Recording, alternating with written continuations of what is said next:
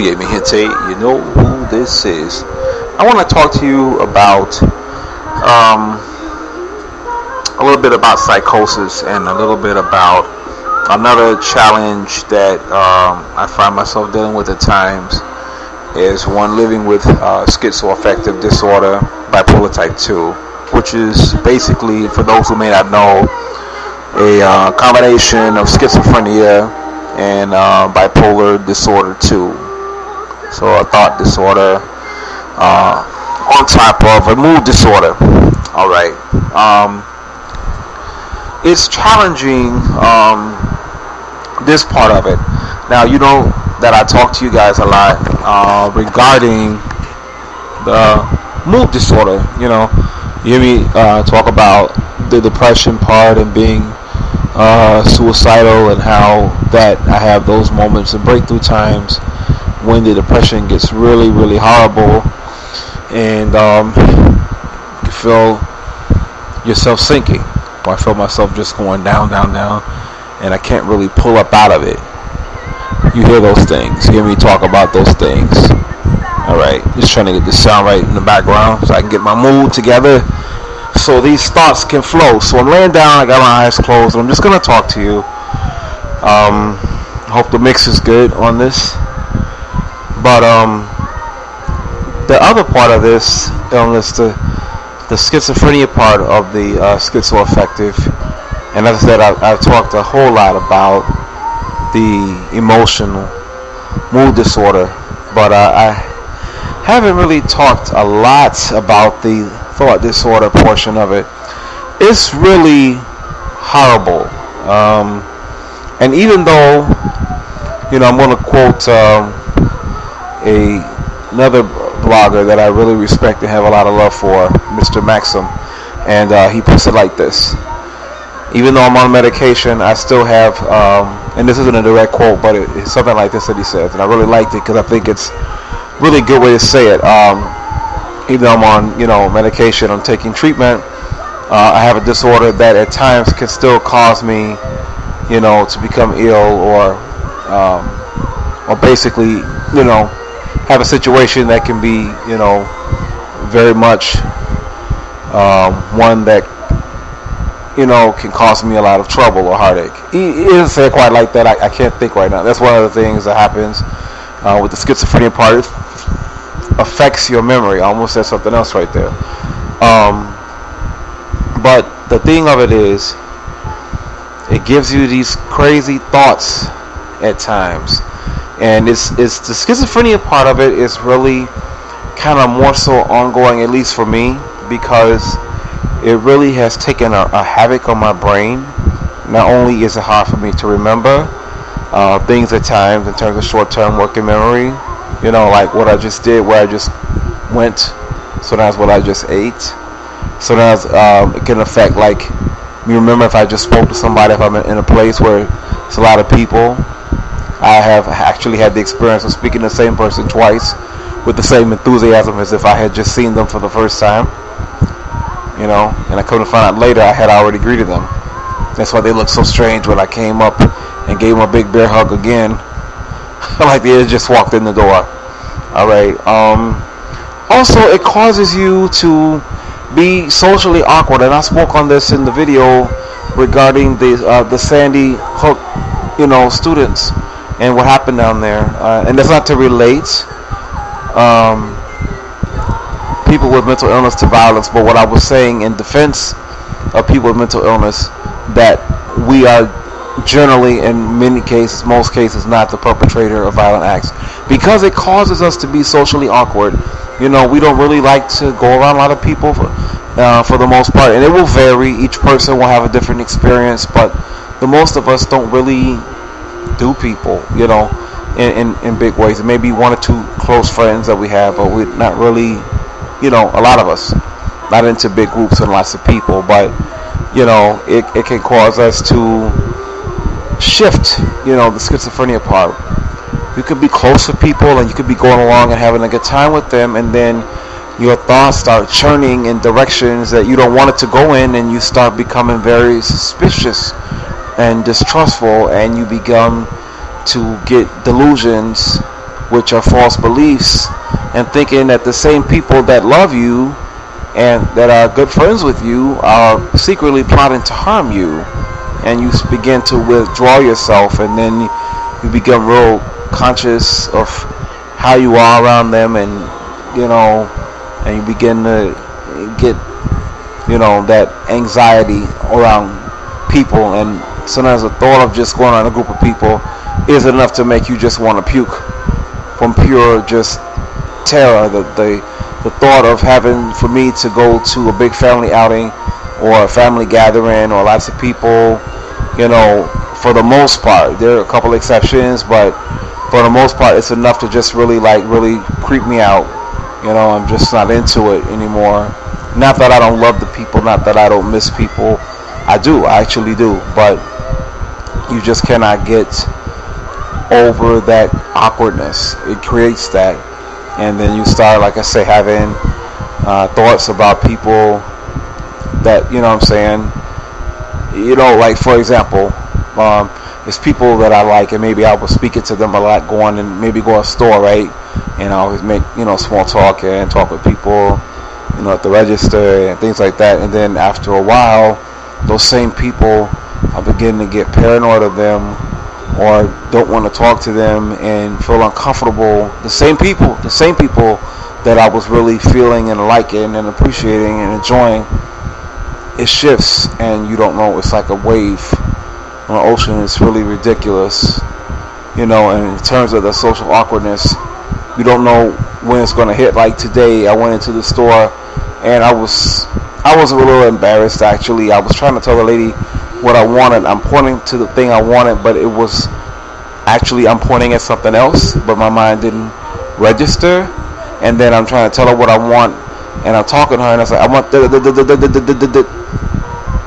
I mean, it's like it affects your speech. It's a brain disorder, so it messes with, here we go. It messes with all of those things, memory, speech, coordination. And another thing that bothers me about it, and I'm just talking and venting so that I can get this out and maybe connect with others out there that have schizophrenia or schizoaffective disorder, or maybe people that have bipolar, that when they're in their manic episodes, before they get too far gone with it, or when they're depressive episodes, they start noticing some of these things about themselves, some changes. Because we share some of these same changes with people that have bipolar once they start escalating into mania, and once they start descending into depression. That's being, some of the cognitive and hallucinations and delusions, those kind of things. But let me go back to what I'm saying. What's really hard for me is like the place, the center that I go to. There are the majority of people there that are low functioning, and when I say low functioning, it's like you have a lot of grown adults that function as children. It almost looks like developmental disabilities, and there probably is some of that there, and that's fine, but I find myself feeling awkward because there are only like a few of us that I've met, because there's different levels, in schizophrenia in terms of functioning. And schizophrenia on several different points, and I made a video about it, you can check out if you like, is comparative to autism in certain respects. And I'm not going to go into all of that, but if you like, you can certainly check out my video on schizophrenia versus autism. That may not be the exact name, but it's something in that title or whatever. And it just feels kind of strange for me that sometimes I can't find people, even though there are others there that have schizophrenia and bipolar and schizoaffective.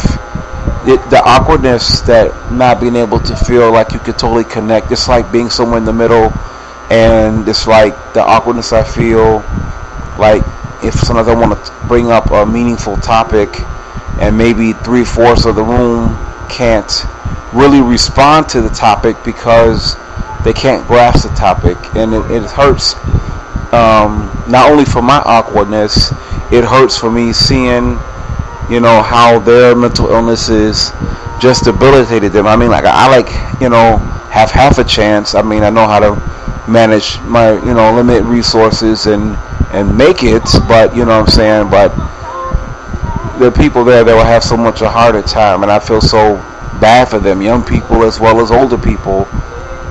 And it leaves me sometimes not being able to have peers to relate to. You know what I mean? And it's hard sometimes to be getting to my heart, that loneliness. And so it's like, and then you don't quite fit in for people that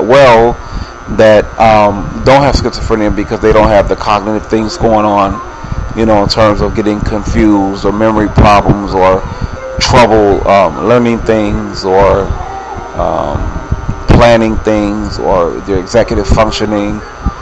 It just feels really weird being like in the middle like this, because like I said, you have people that are different levels and stages in their mental illness, and I'd like to take this moment really quick to talk about, I haven't talked a lot about some of the psychotic episodes and psychosis. Well, let me speak on the regular psychosis things that I deal with. On a regular basis, I get where, just say I'm reading something, on a regular basis I have to look at it again because I may read something and it may be totally different versus what it actually says to what it looked like when I first looked at it. So that's just changes, or distortion. It changes words around sometimes, or sometimes it's difficult for me to judge things that are really going on from things that are not going on. Psychosis is like when you have difficulty telling the difference between reality and what's not real. You know what I'm saying? And then it can really, there's another part of well, that's really a hallucination actually, but when you become psychotic, that's when you begin to believe that you can do things that you can't, that can get you into trouble. Let me clarify what I just said, right? I have hallucinations. I'm not psychotic. Very rarely have I been psychotic. Psychotic would be, for example, if you hallucination, if you see things that are not there but it looks like it's there. And a delusion is when you believe something that's true when it isn't true. For example, with a delusion, you could believe that people are following you, but when you become psychotic, you may believe that you are Superman, all right, and that you can go jumping off the side of a building and take off and fly, and you wind up killing yourself. Or you believe that you can climb up and scale a bridge, fall off, and it takes you into the most extreme of a fantasy state. That's psychosis. That's how I would label psychosis. Or you may believe that you're someone else that you aren't, maybe some historical person, or famous person, or that you're rich, or that you are in another place or another country. It's the most extreme version of a false belief. So like I say, in my psychosis, a lot of times, it makes me believe that people are against me. It makes me believe that that's delusions, But I'm trying. I'm having difficulty explaining these things a little bit. That's how it is for me, because the schizophrenia jumbles up your thoughts, and so you can't think properly all the time, And it's just it's frustrating. I mean, I'm going forward. One thing that I'm gonna add to my treatment regimen for the New Year's one-on-one counseling, because I've had this illness since I was a little child, and I remember voices, command voices from a kid, commanding me to do all kind of things. just, mostly mischievous things, but also things that, could have been dangerous to me as well. You know what I'm saying? So my plans for the 2013, God willing, is to, try to get more therapy, find more ways to deal with my mental illness, and to keep advocating. You know what I'm saying? I just want to be a voice that other people can connect to, and hopefully I can find more people to connect to as well. I'm appreciative for everybody out there that has been a support or inspiration, to me. And I want to say thank you, Timbo, for all that you've done that have helped me, and you know what it is, to make better videos. And to Caramel, Miss Caramel 1, thank you, mommy, for how you showed me how to make my videos better. I mean, I just appreciate everybody, you know what I'm saying? To all the new people that I've met just recently, I can't think of everybody's names, but a few new guys. I am Eric Sanders. What's up, Papa? Big ups to my dude, Sean Maxim. You may not even see this video, Papa. You're so busy, but much love to you as well. And just everybody out there, and all my regular people, you know who you are. It's hard when you name people because you can go on and on and on, and then you miss people. But I love all of you guys. You guys are amazing. And this video went on and on. I hope that I said everything I wanted to say. But to wrap it all up, schizophrenia is a devastating illness. It's not a necessarily something that just completely destroys your life, but it can have a very great impact. And some of us are at different levels of functioning. And I'm just right here, expressing my frustration as a person, I guess, that will be maybe considered high, medium to high functioning, and how that is to be in such a middle ground. You know what I'm saying? It leaves me feeling, not connected a lot. You know what I'm saying? In real time, God, I hope I got everything I wanted to say. I have no idea how long this video is, but anyway, I'm gonna give it to you like that. Alright, so that's it. Any comments or things you want to add, definitely hit me up. And I'm trying to do what I gotta do, mi gente. I'm trying to do me, create a new reality. I'm not laying and wallowing in self-pity. Sometimes I do feel sorry for myself. I ain't gonna lie to you.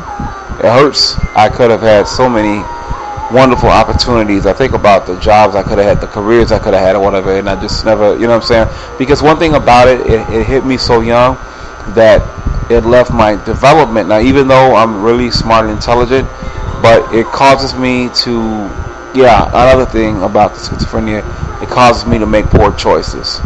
So sometimes my reasoning and choice and decision making is that of a kid's, in a sense. But I mean, to look at me, you wouldn't see that necessarily unless I were, having a symptomatic episode when I couldn't communicate very well at that particular point, or I looked disorientated, or if you saw me out in the street, I'm kind of mumbling or talking to myself, or just seeming a little bit bizarre. I have those, things too. But anyway, so I think that's all I wanted to say for right now. So live and love, mi gente. Te quiero. Marsha Ambrosius, your hands.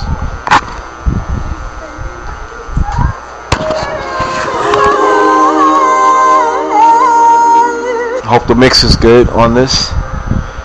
But the other part of this illness, the schizophrenia part of the schizoaffective, and as I said, I've talked a whole lot about the emotional mood disorder, but I haven't really talked a lot about the thought disorder portion of it. It's really horrible. And even though, oh yeah, mi gente, you know who this is. I want to talk to you about a little bit about psychosis and a little bit about Another challenge that I find myself dealing with at times is one living with schizoaffective disorder, bipolar type 2, which is basically, for those who may not know, a combination of schizophrenia. And, I'm going to quote another blogger that I really respect and have a lot of love for, Mr. Maxim, and he puts it like this: even though I'm on medication, I still have, and this isn't a direct quote, but it's something like this that he says, and I really liked it because I think it's really a good way to say it. Even though I'm on, medication, I'm taking treatment, I have a disorder that at times can still cause me, to become ill or have those moments of breakthrough times when the depression gets really, really horrible, and you feel yourself sinking. I feel myself just going down, down, down, and I can't really pull up out of it. You hear those things. You hear me talk about those things. Alright, just trying to get the sound right in the background so I can get my mood together so these thoughts can flow. So I'm laying down, I got my eyes closed, and I'm just going to talk to you. And bipolar disorder 2. So a thought disorder on top of a mood disorder. Alright. It's challenging, this part of it.